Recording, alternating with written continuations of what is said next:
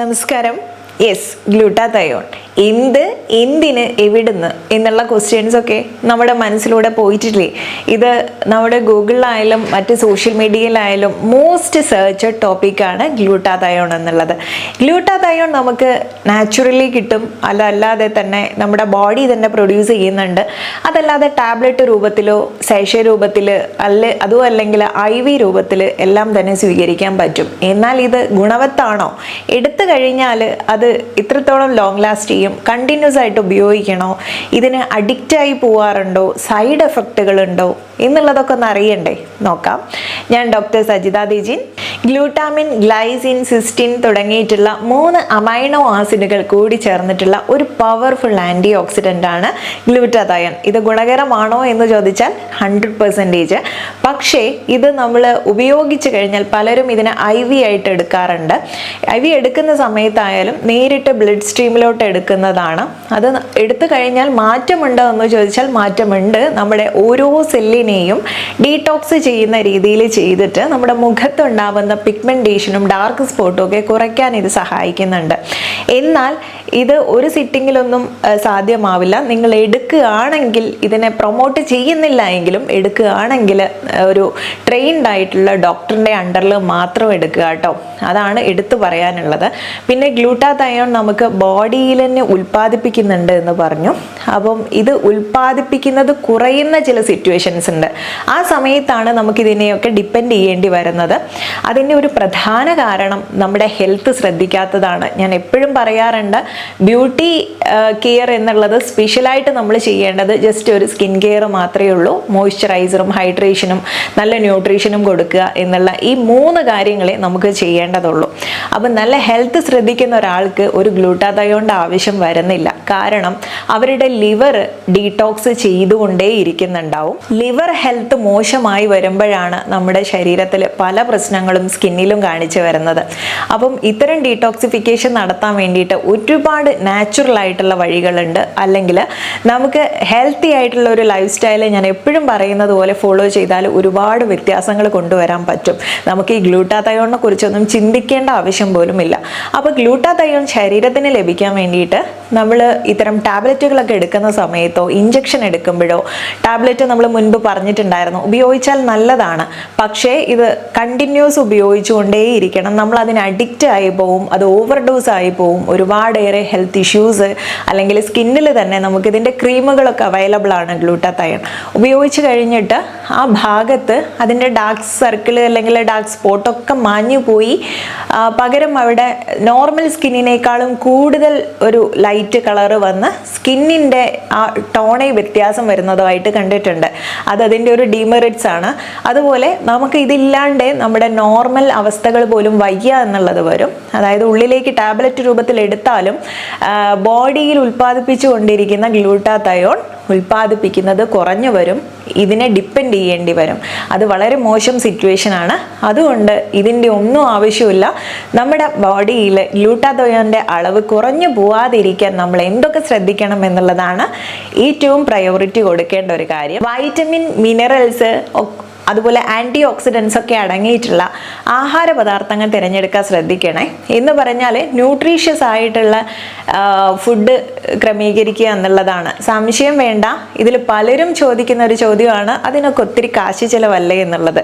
അല്ല, നമ്മൾ ചിലവാക്കുന്ന ബ്യൂട്ടി ക്രീംസിനും അല്ലെങ്കിൽ നമ്മൾ ചിലവാക്കുന്ന ഫാസ്റ്റ് ഫുഡുകൾക്കും ഒന്നും അത്രത്തോളം ചിലവില്ല ഈ കാര്യങ്ങൾ ഫോളോ ചെയ്യാൻ വേണ്ടിയിട്ട്. നമ്മുടെ ചുറ്റും കാണുന്ന വീട്ടുമുറ്റത്തും വീട്ടുപറമ്പിലും നമുക്ക് അവൈലബിൾ ആയിട്ടുള്ള ഫ്രൂട്ട്സ് മാത്രം മതി. വൈറ്റമിൻ സി അടങ്ങിയിട്ടുള്ളത്, സൾഫർ, സെലീനിയം, സിങ്ക് ഒക്കെ അടങ്ങിയിട്ടുള്ള ആഹാര പദാർത്ഥങ്ങൾ കഴിച്ചാൽ തന്നെ നമുക്ക് ഈ ഒരു ഗ്ലൂട്ടാതയോൺ പ്രശ്നം ശരിയാക്കാൻ പറ്റും. ഇതിൽ തന്നെ സൾഫർ അടങ്ങിയിട്ടുള്ള ആഹാര പദാർത്ഥങ്ങൾ അറിയണ്ടേ?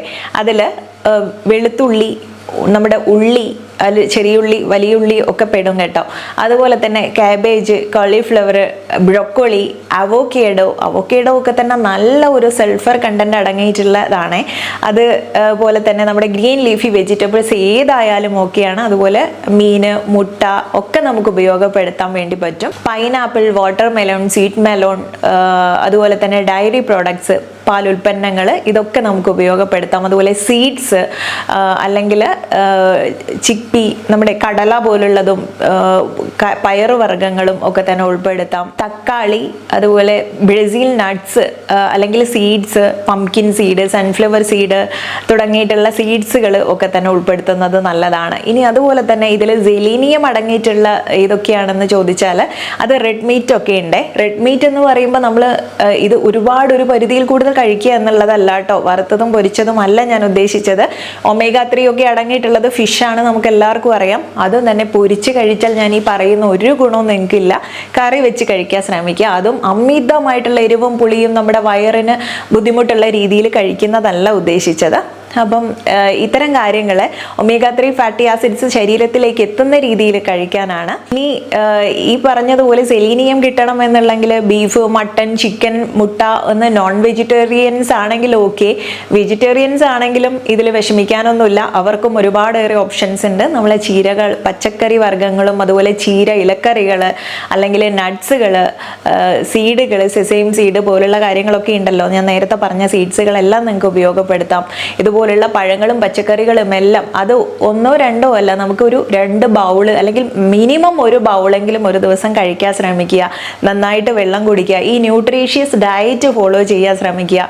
പിന്നെ ഓക്സിഡേറ്റീവ് സ്ട്രെസ് ഭയങ്കര പ്രശ്നമാണ്. ഈ സ്ട്രെസ് കൂടുന്ന സമയത്ത് നമ്മുടെ ഈ ഒരു ഗ്ലൂട്ടാതയോൺ ലെവൽ ശരീരത്തിൽ പ്രൊഡ്യൂസ് ചെയ്യുന്നതൊക്കെ കുറയും കേട്ടോ.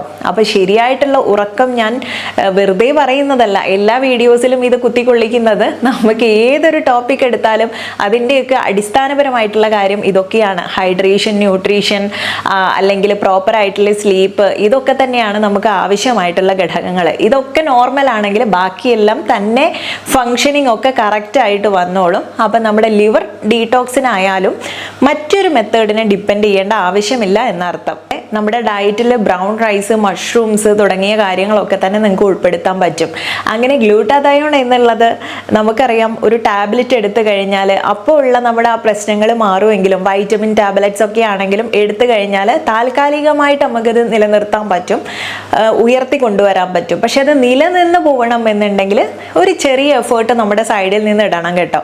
അല്ലാതെ മെഡിസിനെയും ഇത്തരം കാര്യങ്ങളെയും മാത്രം ഡിപ്പെൻഡ് ചെയ്ത് നമുക്ക് ഒന്നും വിജയിപ്പിക്കാൻ സാധിക്കില്ല. അതുകൊണ്ട് തന്നെ നിങ്ങൾക്ക് താൽക്കാലികമായിട്ടുള്ള ഒരു വ്യത്യാസത്തിന് ഗ്ലൂട്ടാതയോണിനെ ഡിപ്പെൻഡ് ചെയ്താലും അത് മെയിൻറ്റെയിൻ ചെയ്യണമെന്നുണ്ടെങ്കിൽ ഇത് നിർത്തിയതിന് ശേഷം നല്ല രീതിയിലുള്ള ഈ പറഞ്ഞതുപോലെയുള്ള ഹെൽത്തി ഡയറ്റ് തന്നെ ഫോളോ ചെയ്യണം. അപ്പോൾ ഈ ഗ്ലൂട്ടാതയോൺ എന്ന് പറയുന്നത് നമ്മുടെ സ്കിൻ ബ്യൂട്ടി ബെനിഫിറ്റ്സ് മാത്രമല്ല കേട്ടോ. ഞാൻ ഈ പറഞ്ഞതുപോലെ ഓവറോൾ ഹെൽത്തിനെ തന്നെ ബാധിക്കുന്ന ഒന്നാണ് ഗ്ലൂട്ടാതയോൺ എന്നുള്ളത്. സ്കിൻ കെയർ ചെയ്യുന്ന സമയത്ത് ഇതിൽ മോയ്സ്ചറൈസ് ചെയ്യുന്നത്, പുറമേയൊക്കെ താമസിക്കുന്നവർക്കോ വിൻ്റർ സീസണിലോ ഒക്കെ തന്നെ നമ്മുടെ സ്കിന്നിനെ ഡ്രൈ ആവാണ്ട് സൂക്ഷിക്കുന്നത് നമ്മുടെ ഉത്തരവാദിത്വമാണ്. അതിന് മോയ്സ്ചറൈസറോ സൺക്രീം പോലുള്ള കാര്യങ്ങളെ മാത്രം നിങ്ങൾക്ക് ഡിപ്പെൻഡ് ചെയ്താൽ മതിയായിരിക്കും. അധികമായിട്ടുള്ള സ്കിൻ വൈറ്റനിങ് ക്രീമുകളുടെ ഒന്നും പുറകെ പോവുകയോ ഒന്നും വേണ്ട. പിന്നെ നമ്മുടെ ചാനലിൽ പറഞ്ഞിട്ടുള്ള ഒത്തിരി ടിപ്സുകളുണ്ട്. ഇതൊക്കെ തന്നെ ഒട്ടും ഹാംഫുൾ അല്ലാത്ത കാര്യങ്ങളും നോൺ ടോക്സിക് ആയിട്ടുള്ള കാര്യങ്ങളുമാണ് പറഞ്ഞിട്ടുള്ളത്. നിങ്ങൾക്ക് ഫോളോ ചെയ്യാമേ. അത് പ്രായഭേദമില്ലാതെ ഫോളോ ചെയ്യാൻ പറ്റുന്നതാണ്. അതുപോലെ ഡീടോക്സ് ചെയ്യാൻ സഹായിക്കുന്ന ഒരുപാട് കാര്യങ്ങൾ വീഡിയോസിൽ പറഞ്ഞിട്ടുണ്ട്. അപ്പോൾ അതൊക്കെ ഒന്ന് ട്രൈ ചെയ്ത് നോക്കുക. ഇന്നത്തെ വീഡിയോ വളരെ ഇൻഫോർമേറ്റീവ് ആയിട്ടുള്ള ഒരു വീഡിയോ ആണ്. കണ്ടു കഴിഞ്ഞാൽ മാക്സിമം ആളുകൾക്ക് ഷെയർ ചെയ്ത് കൊടുക്കാൻ മറക്കരുതേ. നെക്സ്റ്റ് വീഡിയോയിൽ നല്ലൊരു വിഷയവുമായി വീണ്ടും കണ്ടുമുട്ടാം. നന്ദി.